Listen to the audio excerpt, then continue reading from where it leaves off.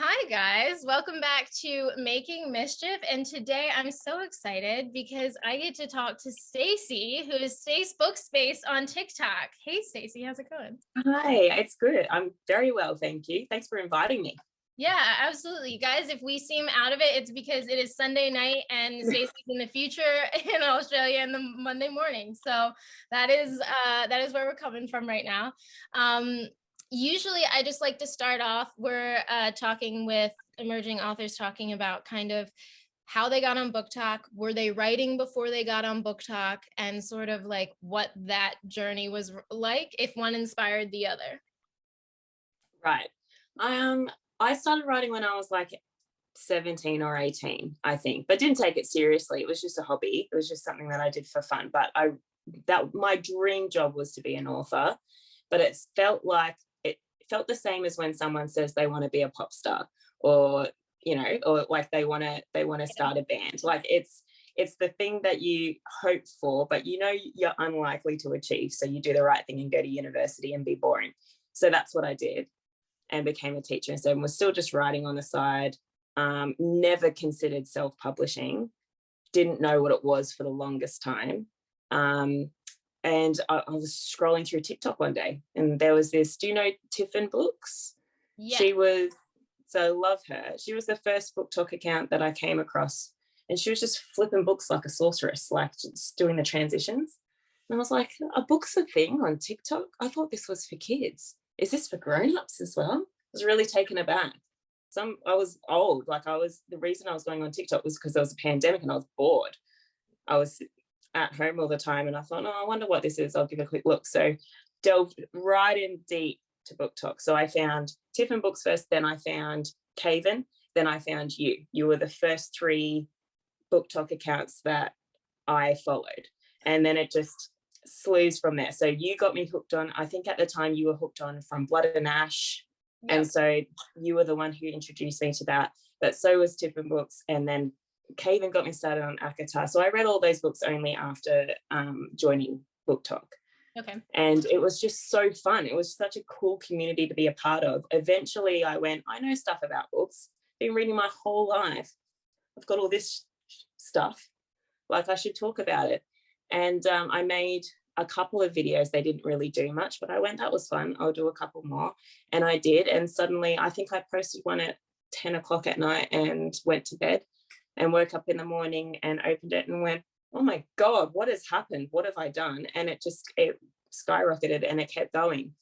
And I kept it a secret, didn't tell anyone. It seemed like something, I don't know, I had this weird sense of, I shouldn't be doing this, I'm too old. Like I'm a 31-year-old woman, and I should not be spending my free time on TikTok making content. But it was so fun. And I think I had something like 11,000 followers, and then told my husband, who was probably at the time. Did he know that you were on TikTok at all? Not at all, no. Where are you making these videos? You just like in the bathroom?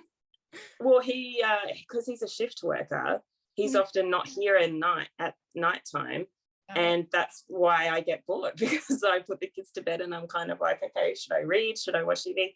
No, I'm going to make a TikTok. So he just often wasn't here. So it was lots of opportunity to me to like sneakily just record something. And every now and then I thought, should I show him? And I'm like, no, he's going to think it's dumb.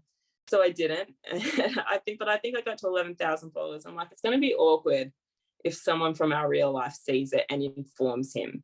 So I told him about it, and he was like, no way. And I showed him, and he was like, why didn't you tell me you were doing this? And I'm like, I don't know what's wrong. I have issues. And he was like, well, you write books. Why don't you try and sell them a book? And I went, no, I can't do that. I'd never considered self-publishing. And he was like, there's zero reason why you can't. You'd be an idiot not to try. And I was like, you're right, idiot being the operative word. So I leaned into it, and I think I put a TikTok up saying, I'm going to write a book. Like, I've had this idea for a really long time. I've already begun it. What do you think? And so many people just said, absolutely, we'd read that, which is the best thing about the BookTok community, is that it's so easy and accessible to find a readership. You can post a video and there's going to be a group of people somewhere that are going to be interested in your idea. So yeah, that was just really motivational. So it just kind of took off from there. I planned to self-publish, and then when it came time, I did a cover reveal that took off as well. And I got a couple of emails from a couple of different people. So one was a couple of publishing houses, and another was from an agent saying that they'd heard my plot and my cover reveal TikTok that I did, and they really wanted to read it. So I sent it away to them and thought, what's the harm? I'm sure they're going to come back and say no thank you, but there's no point in saying no. So I sent that to them, and the agent came back straight away and said, I finished it already, and I would like to have you as my client. I know you're planning to self-publish, but maybe I can help you with foreign translation rights and audio book deals and things like that. And so I said, like, why the hell not? Absolutely. People fight for their lives for a literary agent. I'm not going to say no. So I said yes, was really happy because she's fantastic. And she's at some point she said to me, can you give me a month to try and get you a book deal? And I thought, that's insane. I'm not going to put off the publication of this book so that you can try and solidify a book deal in a month, because that's, surely you can't do that. Anyone who's ever submitted a manuscript to anywhere knows that it takes months and months and months to try and get a reply from these people. But again, I thought there's no harm. She's just putting out feelers and seeing what happens. So I delayed the book for a month, and within about 3 weeks, she had 2 book deals for me to choose between. And I flipped out for a long while, reconsidered my entire life and the whole plan, and eventually came to the conclusion that, like, I had to give it a shot. So I cancelled the publication that I was doing at the 11th hour, like the day before it was due to release. I cancelled it and signed a deal. And yeah, and now I'm publishing with Angry Robot. So that is my very long story, the projected, like the protracted story of how I came to be a signed author. But it all started with just finding you and Tiffany and Caven on BookTok. Honestly, that's how it all began. I think that's so incredible. First off, congratulations. Like, how exciting. I hope you celebrated yourself, because I find that, like, we're so in this, like, this process with TikTok, it's like immediate gratification. And we're always looking, as soon as we do a good video or as soon as we get something good, we're always like, okay, what's the next step? And it's like, we don't even like enjoy that like second of like, I did that. Like, just I agree. Little moment. I agree. You don't. You just kind of keep rolling with the punches, don't you? But every now and then I think we need to stop and look at where we started from, because so many of us have just come so far with it. And hasn't been without effort or work, because this is a ton of work. Oh yeah. Is it not? Yeah. And it's very stressful. Well, and I'm still kind of floored that, like, with shifting from self-publishing, like even just like lining up your like blocks to self-publish is a lot of work. So for you to cancel that at the like 11th hour, and then I mean, I guess there is this relief to it because it's like someone else is taking it over, just to like help along with the process. But yeah, still it felt like a huge risk. Yeah, don't get me wrong. It felt like I was gambling on it. Yeah.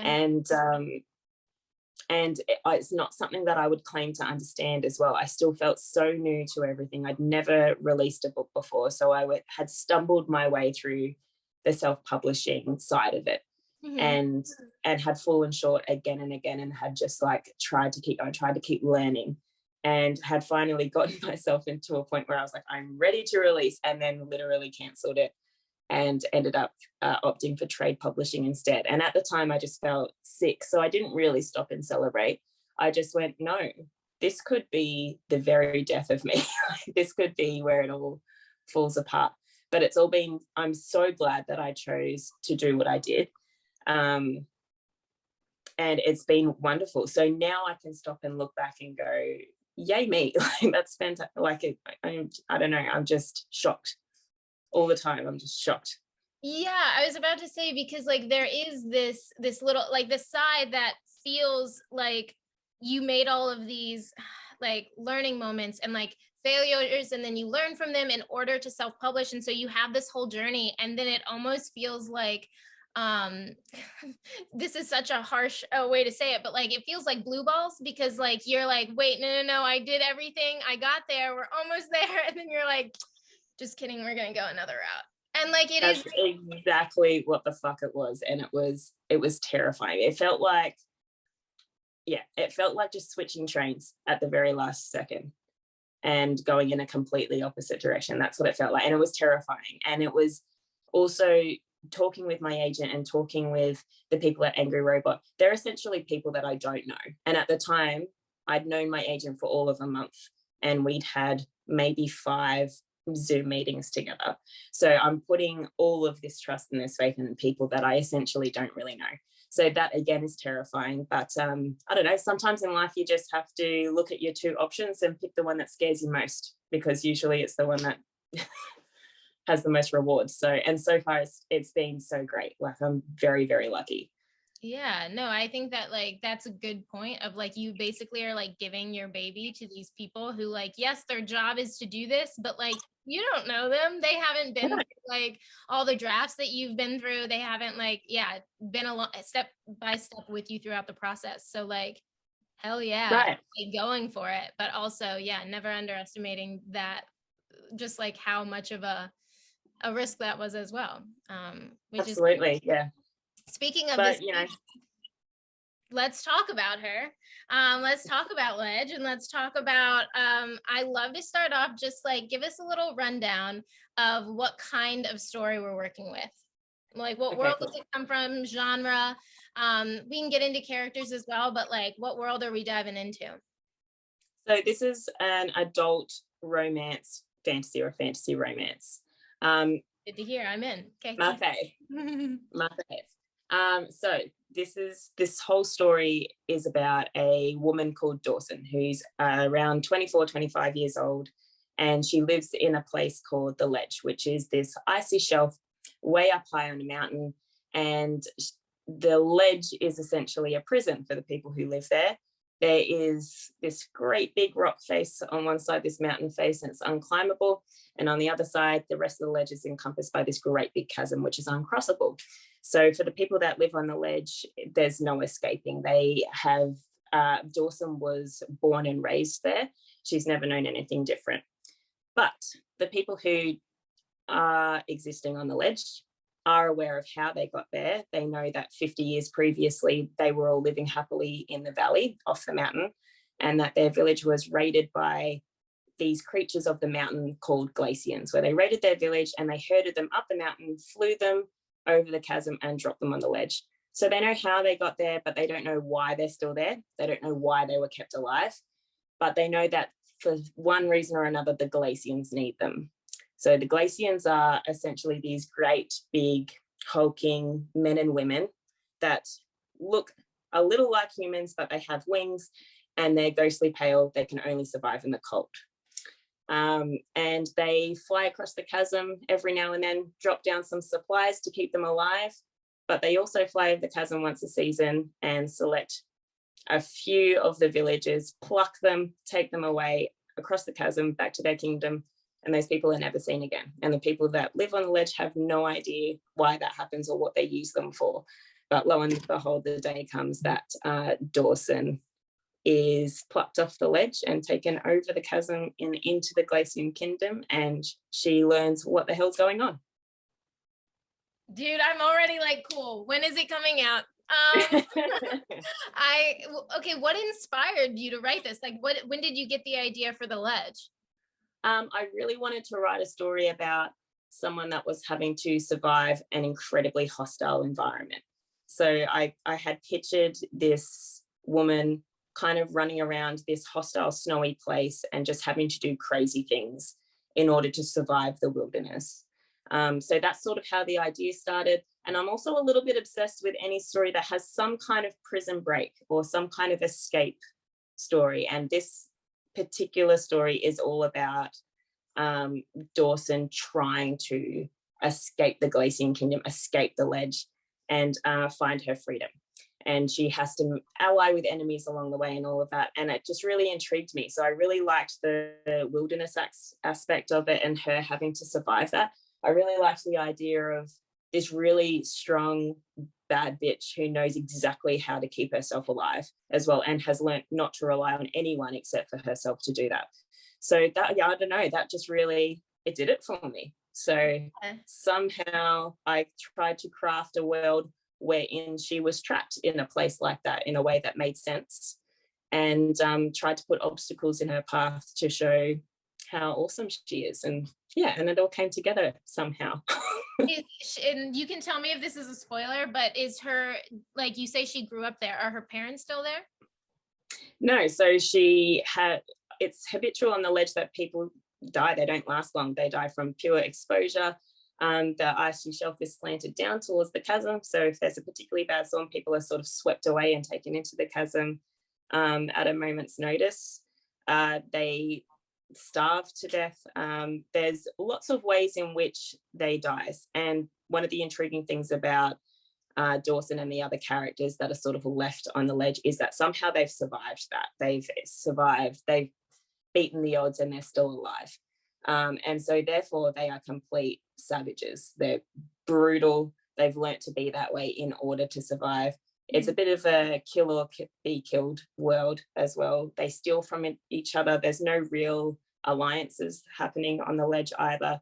They have themselves and their family members are often plucked by glacians and taken away, or they just die from pure exposure. So along the way, she sort of lost her family members.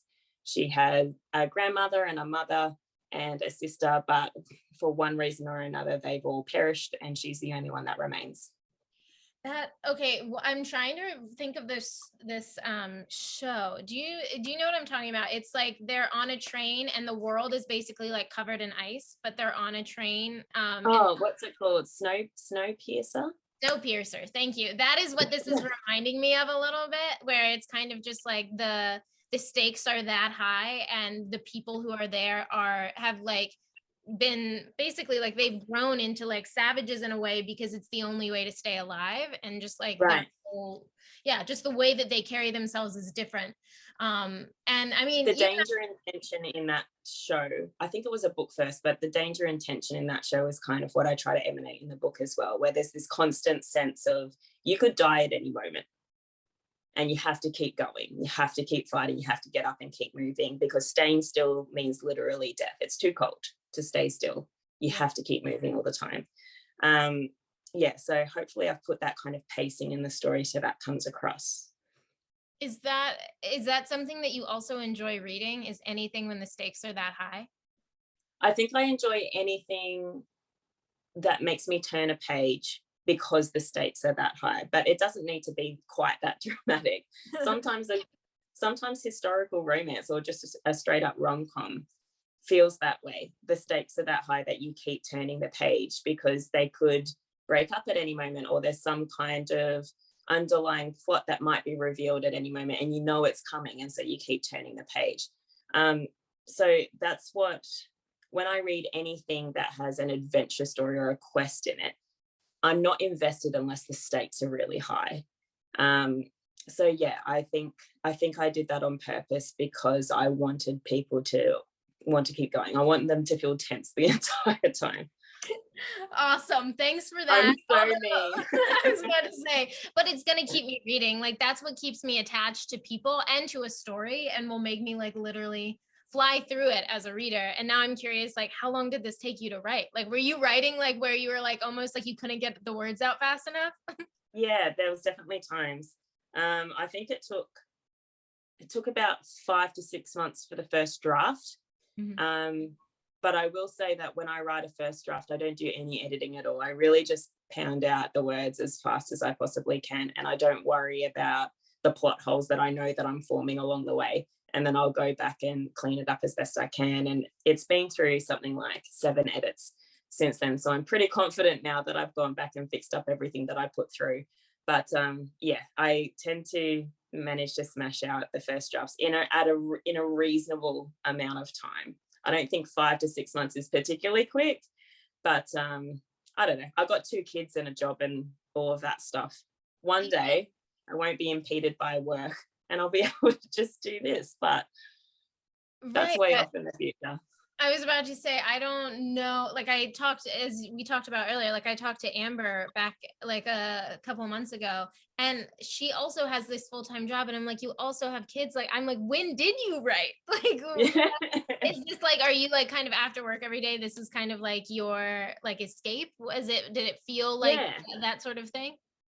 Yeah, I mean, it takes a certain amount of discipline, I think. This year I'm a little bit luckier. I've got Mondays, which is today right now.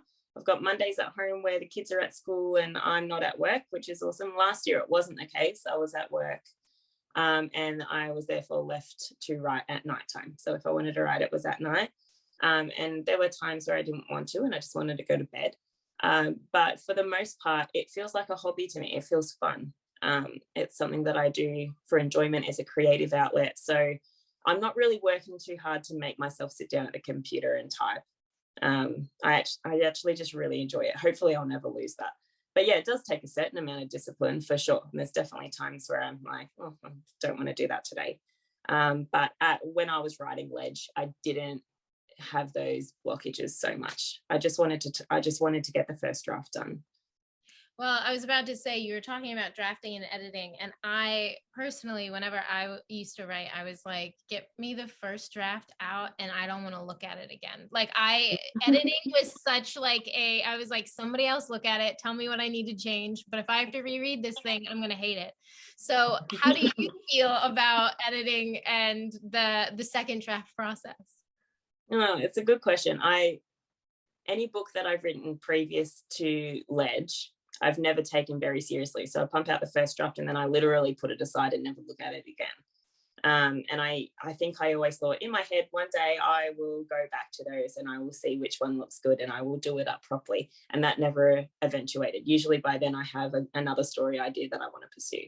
But with Ledge, obviously I had to, and I was terrified. And then I went back and was immediately relieved, because whilst there was like a lot that I had to fix, I enjoyed my reread of it. And I thought, this has got to be a good sign. Yeah. Like, I don't know if my taste is all that good in books, but if I'm enjoying my own, like, that has to be a good sign. So I was pleasantly surprised. And even though I've now been through it another like 6 times since then, I'm still enjoying it. I quite like coming up with new ideas and adding those back in as well. I found it to be quite pleasant, surprisingly. I know like a lot of people will not say the same, but there seems to be a nice divide between authors that actually quite enjoy editing and authors that loathe it entirely. I thought I'd be in that category, but it turns out that I quite enjoy it. Yeah, I was about to say, surprisingly, most authors that I talk to enjoy editing, and I'm like, that's amazing. Like that's really good. Like as it could go, that's probably the side you would like to be on in the first place. So were you working with an editor or with beta readers? What was your process on that? I started by just going through it myself and tidying it up as best as I could. So I had a list of plot holes and different things and inconsistencies and continuity errors that I had to go back and correct. So I did all that, did my read through, and then I passed it off to a freelance editor originally when I was self-publishing. So I did my research and found one, sent it off to her. They worked so quickly. She had it back to me in 2 weeks. And I then gave it to 3 beta readers. And I just started with 3 because I thought, if I'm going to get overwhelmed with the amount of information, I'm sure they'll give back. So I got their feedback, took that into consideration and did another reread myself, went back through. And at that point, I, in my absolute ignorance, assumed that it was done and thought, I've done 2 reads. I've given it to a freelance editor and I've got my feedback from beta readers. That's it. Let's publish this thing. No, not the case. If you give it then to a publishing house, they're like, no, look at all the things that we found. They gave me, I was like, oh, damn, I was going to publish this thing with all that still in there, not corrected. So I'm very glad, because I feel like now it's really polished and honed and it's been fleshed out where it's needed to be. But yeah, so that's been the process. Trade, I found the process with trade publishing is vastly different to any process you will go through yourself as a self-published author. And for self-published authors, that's kind of a great thing, because I feel like there's less stress, and you edit it to a point where you're comfortable with it, and you pass it off and you publish it. With trade publishing, there's a very high standard that they will keep sending back to you until it's exactly how they would, like, I guess, the level that they would expect. And they're very, very, very thorough. So it's been interesting doing both, I suppose, and seeing the difference. And did you feel like when you got that feedback back from them, were they all things that like you would clock and be like, that makes sense to me? Or was it stuff that you don't think you would have like done on your own? Oh, there's a mixture of both. Like sometimes it just comes down to sentence level. In fact, often it comes down to sentence level, wherein they'll just highlight a sentence and say, this sentence to me sounds drawn out, or this sentence doesn't like connect to the next, or whatever. And sometimes you go, okay, that's easy to do. And I think with almost every single one, I went, no worries, I can fix that up. That's not as important to me. But as for like major plot points, I think you have to make decisions on them. Oftentimes they don't say anything like this needs to be changed. It doesn't come across that way. It's always like a consider this. Someone who's reading this part of the story might think this. If they do, like, what are you going to put in here to counteract that? So you just want to like avoid, I guess, any misunderstanding between you and the reader, or anything that you intended to get across. So they mostly don't put in any ultimatums.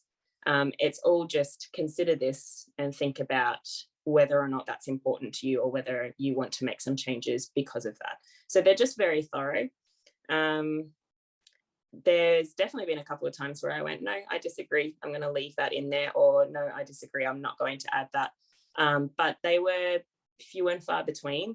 And the reception that I got from saying no, thank you, was them saying, fair enough, this is your book and you get to decide, it's up to you. So that was a pleasant surprise, because I was worried that, you know, saying no to your editor was not a good thing. But thankfully my editor is amazing and I didn't have to worry so much about that. So yeah, it's definitely a mixed bag, and you just take every comment that you get back, just one at a time, and make a decision, and then just move on. Yeah, I feel like in a way you've had such like a positive, like almost dream experience with the way that you've been able to interact with people. At least that's like just the way that things have happened have just been like, at least if I were in your shoes, it would be such like a validating, like, yeah, this is where I'm supposed to be right now. Like, this is what's, absolutely, you know, like this is like it what felt like everything fell into place at the right time. Yeah, that's got to feel so good. Do you feel like, I mean, now of course I'm like, what about, you said there are a lot of other stories that you wrote that you just put down. Are you like now, like, should I take another look at any of these, or are those all like, you're like, nah, if I do anything, I'm going to start all over? Not even in the slightest. If anything, I want to go back and just burn everything that I've ever written previously to this, for fear that it might leak at some point. No, I don't see those as wasted though. I just say everything that I've written, I've gotten better. And that's the way that I see it. From the first book that I finished when I was 18 or something, to the next, to the next, to the next. If the times that I've ever gone back and read a little bit of it, I've noticed how much better my writing has gotten each time. So I think I probably need to just do a bunch of crap work to produce something that was half decent. And that's just the way it goes with anything in life. Like, as you start anything being an amateur and being kind of bad at it, and then you get better. So you're putting in your 2,000 hours. Absolutely. Yeah. So it makes me curious also though, like what is your favorite thing to write about? Like, and I don't even mean like like tropes or anything, but like, do you love writing dialogue? Do you love writing training? Do you love writing fights? Like, what do you get? You're like, oh, I love this kind of scene. Any banter, like any, especially between love interests, but it doesn't even have to be love interest, to be honest. It can be between enemies, or some kind of platonic relationship, but any like witty banter is so fun to write. Like, and it just, you speed through it. Yeah, totally my favorite by a long shot. That doesn't surprise me, only because I feel like even all of your videos are banter. Like all of the videos you post on TikTok, it's all like dialogue, back and forth banter. And so like, I feel like that was just like, you like basically like that was your training ground. And then you're like, cool, Yeah. put it on it. Exactly. Now, I am curious, has your husband read the book? No, I'm not sure he can read. I should check. That just in case, you know, it might be good to know. Will he ever read it? He reckons that he will. Do I believe him? Yeah, we'll see. I think the last book that he read was the second Harry Potter book, and I'm pretty sure he said he was like 12 at the time. Sure. Him and I are opposites in most things, including that. He is not a reader, never has been, has never developed any desire to read anything at all. If I put captions on the TV, he's annoyed. So as much as he's like, of course I will read it. Of course I will read it. I want to support you. I want to read what you read. I'm like, yeah, well, we'll see. But do you want, like, is this the sort of thing you like want him, family, friends to read? Or are you also like, you guys can just support me from afar? How is your relationship with that? I would rather they not know about it at all. Sure. But unfortunately they do, and they've all read it, including my mother and father. I don't recommend it if you're starting out as an author and there's any kind of spice in your books. Just don't let your family know. It's better for everyone. Like, that's my personal take on it. But unfortunately for me, they've all read it. And they've all said lovely things to me about it. But also my dad was like a little bit quiet after his first read. And I was like, well, I did tell you not to read that chapter. But, you know, that's his fault. Yeah, no, I've thought about that a lot. Is like, just, you know, they can support and they can know that I've written, but do they need to actually read what I wrote?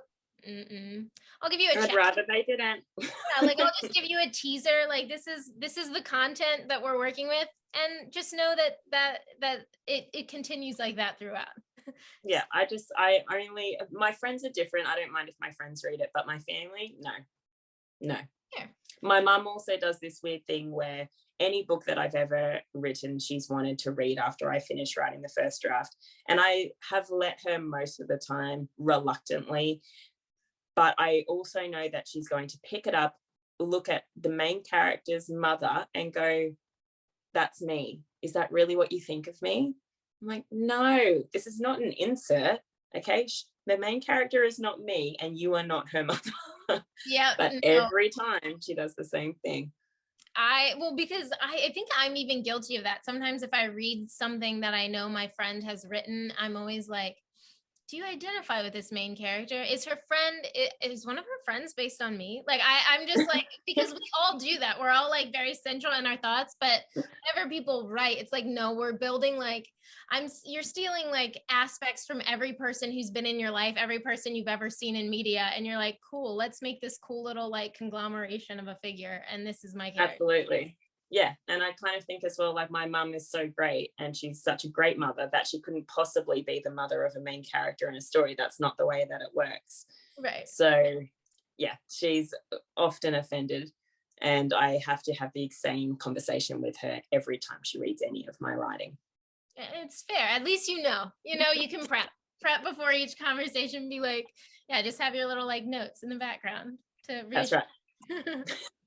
Now tell me more about Dawson and what like I know that you were excited that the fact that she's just kind of like she can handle herself, and that was really important for you, but what else like can we expect from her? What like made her worth writing?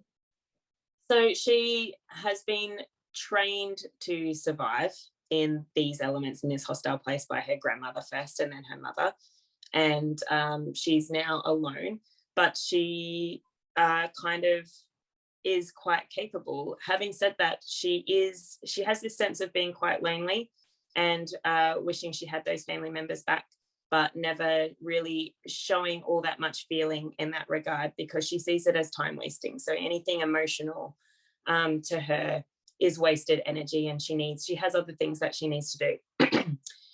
Living and surviving on the ledge means constant work, constant labor, and never stopping. Stopping and being idle lets the cold in, and that's something that she knows well. So she's almost got this sense of you have to keep moving to squash any ill feelings. And so that's what she does. Obviously, that's very unhealthy. And she has to work through that as the story goes on. She's almost frustratingly firm and cold-hearted.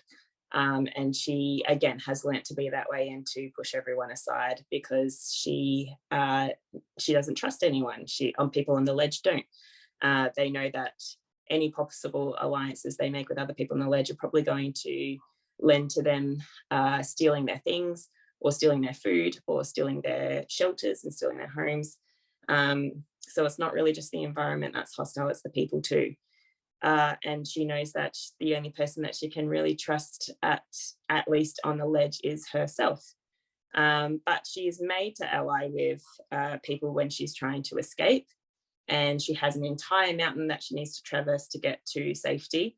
And so the mere fact that she has to ally with her enemies, no less, is absolutely intolerable to her. So she really, really struggles. And it's really fun to watch her struggle, I won't lie. As much as we love her, I think the people who have read it have found her to be almost frustratingly stubborn in her regard of the world and the way that she views it. And so it's fun to poke her and to watch her have to undo everything that she's sort of learned and the way she's meant to be. And and so she is by far the grumpy one out of the entire thing, if we're looking at like grumpy sunshine tropes. Her love interest, though, Ryan, is like the one that we love, and he kind of, hopefully, he balances out her absolute stubborn, hostile firmness with his like kind of carefree whatever. And I kind of love those relationships the most when they're kind of opposite. Yeah, no, I totally do too. And now I'm curious, is in your mind's eye, is it a standalone or is it a series? It's a trilogy. So it's a signed trilogy. I've got to write all 3 books now. Got deadlines for all 3. Got no choice. It has to be 3. So I'm calling it the Galatian trilogy, or we're calling it the Galatian trilogy. Book 1's called Ledge. No idea what book 2 is going to be called. It's okay. I think you have a second. Like I was about to say, I think, did you come up with the title for Ledge early on? No. I think I came up with it. I don't think I came up with it until it came back after the first edit from a freelance editor, and I thought I better give it a title. I think I was expecting all along that eventually it would come to me. And then I just came to the point where like the most important place in this entire book is about the ledge and about sustaining life on the ledge. And in my mind, I called the book all along, I called the book The Ledge. But there is already a book called The Ledge, and it's written by Stephen King. So I didn't really want to compete with that. So eventually I just dropped the and kept Ledge. And I kind of liked it. I named my 2 children very simple, short, 1-syllable names. Mm-hmm. And so I thought that was quite fitting. That's kind of how I name almost everything, something short and simple. So we'll just keep the trend. Your book baby gets to be one of them. The book baby gets to join the crew. Yeah. Love that. Did you feel like you were inspired like by any specific characters or other like fandoms, authors while writing this, or was this very much just like you had this idea like brewing? I had the idea brewing, but when it came to making a character, at first I thought I wanted her to be very emotionally aware or very emotionally intelligent, and I completely flipped that and created someone who's not emotionally intelligent at all. But when I decided that I'd flip that and I'd make her not emotionally intelligent at all and just make her like this hard-hearted person, I thought of Yennefer from The Witcher, or at least the way that that series starts. And I like her entire look, and I love The Witcher. I love any fantasy series, but that's just in terms of her appearance and the way that she speaks and her mannerisms, that's kind of who I picture in my head. But I know that Dawson is vastly different from that, but sometimes you just need an image in your head to sort of build on. First off, I love Yennefer, and I love The Witcher. Like I read the books before I saw the show, and I just love, like, gosh, I'm so obsessed with it. So I'm really hyped that that's who you chose. Yeah. The actress who plays her in the series is so good. Oh my gosh, she's phenomenal. I watch it just for her. No, that's not true. I watch it for all of them because they are very hot, good-looking people. But I was the same. I read The Witcher before I watched the series, so I was already obsessed with it. And the series is really good. Yeah. No, did you ever fall into The Name of the Wind, like by Patrick Rothfuss? Did you ever read that? I don't think so. Name of the Wind. It's this series that was literally like, he released the first 2 fantasy books, and it's been like 8 years. They're waiting for the 3rd one, and some people said that they were never going to get it. All to say, the world in that reminds me sometimes of The Witcher, but I'm glad I chose to like stick with The Witcher because that series is actually finished, which we appreciate. 8 years in between books. That's just so cruel. I know. I was like, man, I don't even think I remember what the books are about anymore. At that point, you're kind of just like, I'm out. I think the author's out too. He's just like, apparently. And then now I also want to know about, I mean, you already talked a little bit about like Grumpy Sunshine. Do we have any other tropes we can look out for? Tons. I think Grumpy Sunshine is very loose term for their relationship. It's definitely not the typical thing. I don't think I've even used that to describe them before, to be honest. But there's a big quest trope that runs throughout. They're enemies to lovers, obviously, because she's had to ally with him for safety. We've got like the forced proximity trope that comes along with that. Love that. And we've kind of got a bit of a found family that runs through it as well, and becomes more prominent in book 2 and book 3. So those are my sort of main ones. Okay, I was about to say, you just named like all of my favorites, although I don't really think there's a trope that I don't like. Like I'm not one of those people who's like, oh, I hate like pregnancy trope, or oh, I hate like, well, I guess sometimes miscommunication will hurt me, but most of the time I'm like, if it's good, I'm in there. Like you can throw anything in. There's been a bunch of tropes that I say I don't like that trope, but the truth is there's a book somewhere that I've liked it in, and if it's written well, it doesn't matter. Exactly.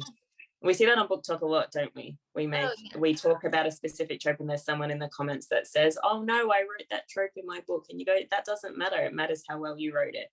Yeah, I think that all the time, just in general TikToks. I'm like, I could be complaining about something, but probably it's a very minor convenience that I'm like building out of proportion for a video. No, if you just shouldn't take any of it too seriously, because odds are I will probably go against what I've said in any of it, like for preference wise, just because, it really does all depend on the story and the way that it's written. Absolutely. Some of my favorite stories have tropes in it that I proclaim to not enjoy, like the miscommunication trope, for example. That comes up a lot, or the pregnancy trope. Yeah. Or a female main character loses her powers. I've been there and read that many a time. Still love the books. Me too. And I'll probably read it again. Absolutely. And do you have any like in general? I know that we talked a little bit about this in the beginning, but I mean, speaking of BookTok, what's it been like to have like all of these people who haven't read your writing before, but you have this entire like audience who's like fully backing you? It's almost like holding you accountable for continuing to write, but mostly just like blatant support. It's as wonderful as it is horrifying. It's I don't know, I'm just constantly blown away by it. I don't know, sometimes I just think I don't really know how I got myself here. How did this happen, and why are these people following me? Why do they care? I love that they do. It's a dream come true. It absolutely, none of this would have happened if it weren't for people backing me in the first place online and just by merely saying that they're interested in anything that I write has been immensely helpful. But like you said, it does hold you accountable, and you do feel like you don't want to let them down. And it's almost impossible. It is, in fact, impossible to not let at least someone down, because we all have such different tastes, right? Yeah. In the way that, in the books that we read and in the style of writing that we like. So yeah, I try to, that's definitely a very valid fear, but I try to put it aside because it's not productive. And it's not going to go away until I've written at least a few books and they've been put out into the world, and I've found that little corner of readers that enjoy my writing. And I do believe that any author that puts out any book has the ability to find their little corner of readers as well that enjoys their writing, and they can keep producing to that audience. So yeah, like I said, valid fear, but I try to put it aside because it's not helpful. Right. It doesn't serve you necessarily, other than to like be grateful for it, because that's kind of all you can kind of do. It was like, Absolutely. yeah, when it was kind of like when Kaven and I were talking about her book, she was like, I'm almost excited for negative reviews only because, like, one, I love to learn, and two, like, these people read my book regardless, and the only way like to look at it is just like with optimism, because you get to choose how you're viewing this. Like, sure, it can suck, but like if you're dreading it, it's going to be awful. Otherwise, you can just kind of take it as like part of the journey, you know? Yeah. Oh, Caven's like such a bright light in this world. I, on the other hand, will be hiding beneath a bed from negative reviews. Like, you don't have to read any of them. I don't, and I choose not to. I haven't had any. I sort of had a bit of a soft release with Ledge anyway, just by accident. And I think about 400 copies of it just are out there in the world. And so it has therefore generated reviews on Goodreads. And there's really, I made the mistake of going through those. And there's really not too many bad ones. And there's only a couple that really had anything negative to say, and it wasn't said in a scathing way. It was said in a very, very valid way, and I still sat there going, oh no, I'm not perfect. What a shocker. And I went, this is not good for me, it's not good for anyone. But I think, yeah, I just don't think they're not meant for me anyway. Yeah. Are they, those reviews? They weren't made for me to see. So I just going to choose not to read reviews at all. I think Kaven's got a much stronger character than me. She's got a much stronger spine. I think it's just like different preferences. I don't think I could read them, only because it was, once I read it, I'm one of those people who, like, I don't think I have a photographic memory, but I have, like, things just stick in my brain very easily. So I would rather avoid the stickiness, because I'll have people who will tell me when things need to change. And like, yeah, I guess I'm similar to you also in the way that, like, I think lots of women grow up like this, but just like, I have to be good and perfect at everything, just like making sure that, like, especially readers, I find more than anything, readers are like, they probably like had a certain expectation of them in school, and all of a sudden they need everything to be like 100%. And so like, I still deal with that perfection complex. So I don't need. And you seem like an overachiever like me. Yeah, no, absolutely. And yeah, and I always will be, and I'll always be tough on myself, and I probably will never fully like appreciate successes, but I'm aware of it. So yeah, we also do this, like lots of women in particular, but lots of people also just do this awesome thing where you can write a great review, like a 5-star review, and praise the shit out of me, and I will read it with a grain of salt and go, yeah, but you're probably influenced because you watched my TikToks and you liked them, so you went into this. But if I read a bad review, I will believe every single word, and I won't take any of it with a grain of salt. I won't dull any of it down. I will read it and go, all of that is true, and I need to do better. which is not necessarily a healthy way to take in those reviews. There's plenty of people in this whole process that are there to give me constructive feedback. I choose to listen to all of those in order to improve my writing, and just stay away from the negative reviews altogether. Not because I'll crumble into a little heap, because I know that I won't, but I know that I will allow that to dictate the way I write in the future. And I think if it ends up being read widely, there's going to be an entire slew of things that people didn't like just because we have different tastes. And I can't possibly take all of that feedback and change everything. I think it will end up just being a muddled mess the next time I sit down to write. So yeah, it's a no from me. It's going to be a no. It's a hard no from me. It's going to be a no. That's fair. And I think that's good. I think it's good for everyone to know like where their line is. Do you know what I mean? Yeah. Like you get to figure out how you'd like the process to go. So yeah, I don't blame you one bit. And I also just want to, do we have any kind of dates out yet? Yeah, for sure. So the release date is September 13th.